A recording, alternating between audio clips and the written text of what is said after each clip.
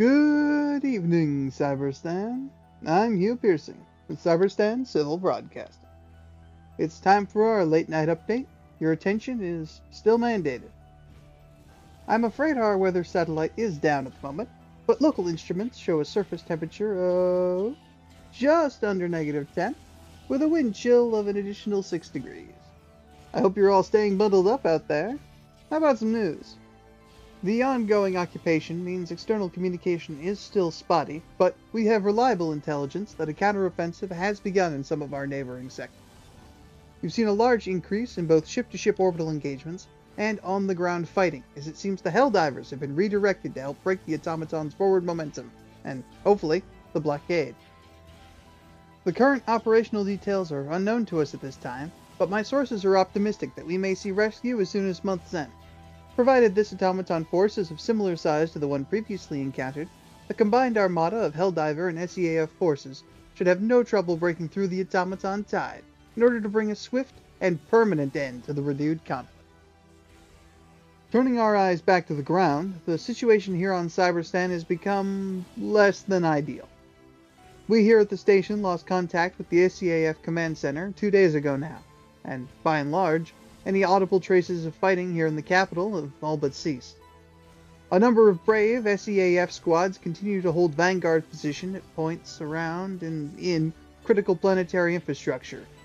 Notable points include Cyberstan Tower and the spaceport. As far as the station itself goes, we're relatively intact despite the preliminary bombardments, and I'm happy to report most of the staff were successfully evacuated back to friendly space. As of this moment, it's a two-man showdown here, as I'm with our junior technician.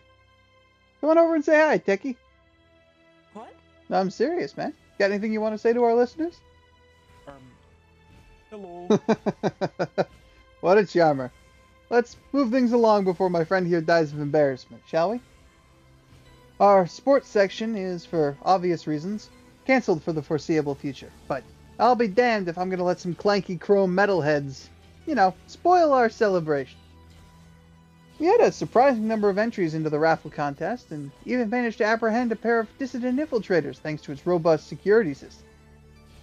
But, chosen by Lady Luck from a wide selection of Super Earth's finest, from refinery staffers to even an esteemed Grand General of the Helldivers, our winner is Space Cadet Atlas Cell, a Helldiver currently on deployment, somewhere.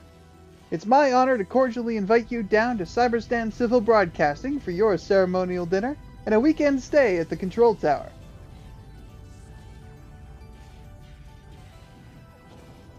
For obvious reasons, there's no rush on that, but I don't think my compatriot would mind too much if you decided to, swing by and pick us up while you were in the neighborhood. I'll make sure we've got a nice bottle of Liberty on hand for when you get there. Till then, we'll be waiting. As previously mentioned, communications are down, so I'm afraid we don't have an official statement to close things out on, but I've got one of my own for you.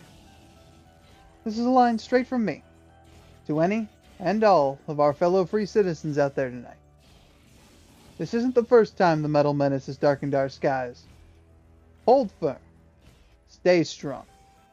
Help is coming, and we've just got to hold out long enough for it to come raining down from on high.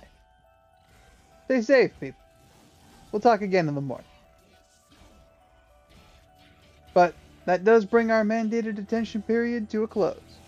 I hope you have a good night, folks. Until tomorrow, I've been Hugh Piercing, and you're still listening to Cyberstan Civil Broadcasting. Cyberstan Civil Broadcasting is a lawful subsidiary of the Super Earth Ministry of Truth, under the correctness of Civilian Broadcasting Act. To help keep those spirits up, I've got a personal favorite of mine tonight. The Ministry of Truth's own, Our Love is Like Liberty, Indestructible.